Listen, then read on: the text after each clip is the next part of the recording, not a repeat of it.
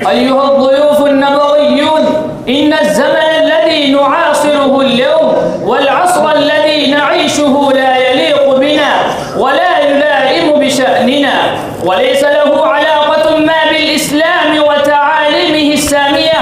إن المادية والأذياء قد استولت على الناس في العالم كله، لذلك نواجه عدة أزمات ومشاكل في حياتنا الفردية والجماعية، فنحتاج إلى بناء مستقبل الحياة. فأنادي الأخ عدنان الباكلوي ليتقدم ويلقي الكلمات حول الموضوع كيف نبني مستقبل حياتنا.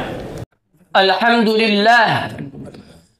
لله رب العالمين، خلق السماوات والأرضين، فأشهد أن لا إله إلا الله وحده لا شريك له الذي خلقنا وجعلنا مسلمين، ثم أشهد أن سيدنا محمدًا عبد الله ورسوله، سيد الأنبياء وإمام المرسلين، الهادي إلى صراط مستقيم، صلى الله عليه وعلى آله وصحبه أجمعين. وبعد، رئيس الحفل المبجل وحضرات الحكم وإخوة الأفاضل والضيوف الأكارم والأساتذة الأجلاء، موضوع حديثي معكم اليوم هذا السؤال المهم الذي يوجه إلى كل من يكون له قلب حي وروح مضطربة للأمة الإسلامية.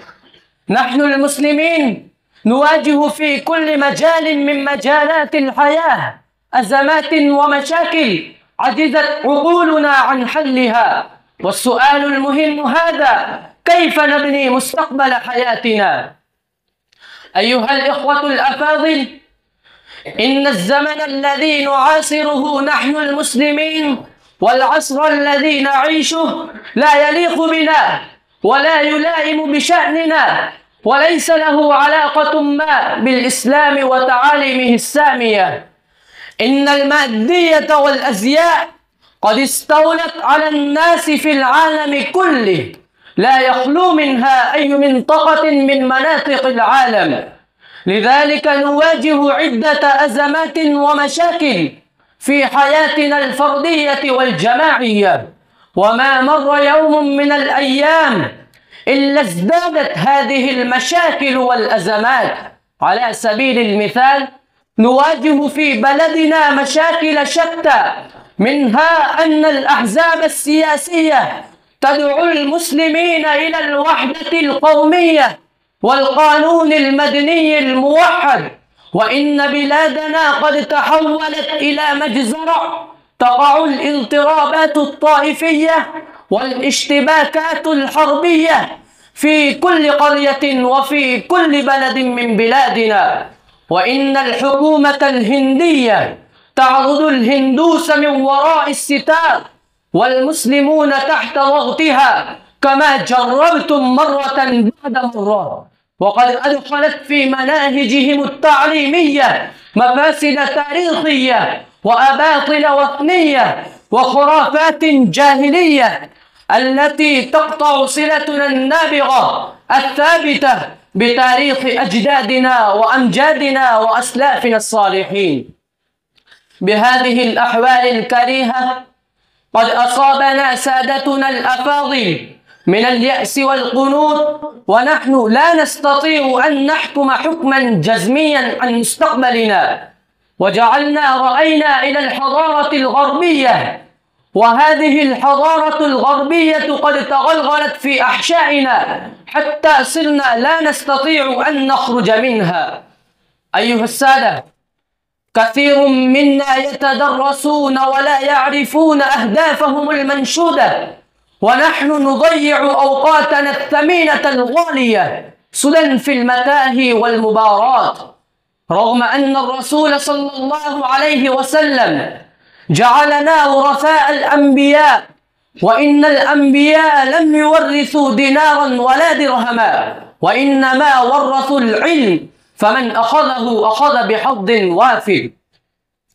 ولكن أهملنا التعاليم الإسلامية السامية الغراء إهمالا فاحشا حتى نرجح عليها مشكلتنا الحقيرة ونرجح عليها أشياء تافهة. ولقد نسينا غاية تعلم العلوم الإسلامية، ومن أعظم مشكلتنا وأخطرها أننا نتعلم العلوم الإسلامية في ضغط والدينا وبيئتنا رغم أننا لا نريد أن نتعلمها، وهذا الذي يذهب بنا إلى خسارة هدامة. هذه هي المشاكل التي قلما نلفت أنظارنا إليها. فقد كان منا الشيخ رشيد أحمد الكنكوهي والشيخ محمد إلياس الكندلوي والعلامة شبلي النعماني وتلميذه البار العلامة السيد سليمان الندوي، وحجة الإسلام مؤسس دار العلوم ديوبند محمد قاسم النانوتوي، والعلامة حسين أحمد المدني، والشيخ أشرف علي الثانوي، وسماحة الشيخ أبو الحسن علي الحسني الندوي رحمهم الله. كلهم قد نشأوا في مثل بيئتنا وتربوا وترعرعوا مثل ما ترعرعنا، بل كانوا في أقل منا في تسهيلات، ولكنهم ساقوا العالم وقادوه بغاية من الحسن والخير حتى خضعت لهم الملوك والجبابرة والأمراء والسلاطين، وحضروا بيوتهم متذللين خاضعين، وأطبقوا عليهم الناس كالفراش على السراج، وتهافتت عليهم الأمم. أي شيء حملهم على هذا العمل وأقامهم في صف المصلحين وقادة الأمم والملة؟ كانوا لما توجهوا للحصول على العلوم الإسلامية تركوا كل شيء من زخارف الدنيا وبذخها، وعزموا أنهم لن يخضعوا أبدا أمام أي طاقة من الطاقات الهدامة سوى الله، لأنهم كانوا مخلصين صابرين على البلاء شاكرين على الخير، واستغنوا عن الخلق والأمراء والأغنياء حتى خضع أمامهم هؤلاء الرجال المتكبرون. أيها الإخوة الأفاضل، يجب علينا أن نفكر في هذا الأمر المهم فكرة عميقة، وأن نقوم ببناء مستقبل حياتنا. على سبيل المثال، أن نقوم بأغراس الإيمان في قلوب الأجيال الجديدة التي ترعرعت في أجواء المادية وبيئات سيئة فاحشة، وأن نعيد الثقة بالإسلام ونبيه صلى الله عليه وسلم بأنه دين كامل شامل لا يتغير بتغير الزمان ولا يتبدل بتبدل المكان، وأن نحاول محاولة جادة متواصلة لإزاحة القناع عن الفتن والسموم التي تبثها الأحزاب السياسية، وأن ندعو الناس كافة إلى دين الإسلام.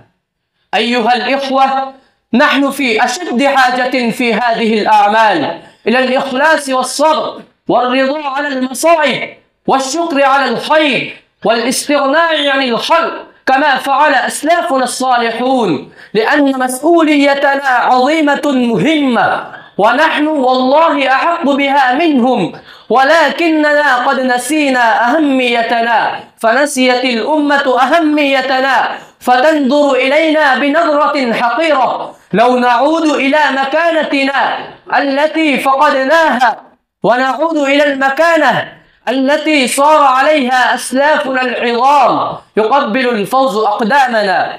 أكتفي بهذه الكلمات القليلة، وآخر دعوانا أن الحمد لله رب العالمين.